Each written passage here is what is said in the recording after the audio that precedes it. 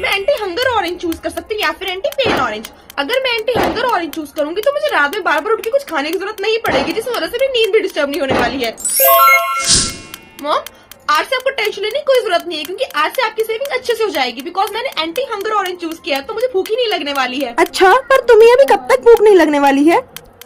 पता नहीं, शायद कुछ घंटों या कुछ दिनों के लिए। अच्छा ठीक है, फिर तो मेरा काम बहुत आसान हो गया है। सैमी चलो ना कैंटीन में कुछ खाने के लिए चलते हैं, मुझे भूख लग रही है। नहीं एक्चुअली, क्योंकि अभी तक मुझे बिल्कुल ही भूख नहीं लगी है। पर तुमने तो अभी तक सुबह से कुछ भी नहीं खाया है ना, और आज तो कैंटीन में तुम्हारा फेवरेट मंचूरियन भी बना है।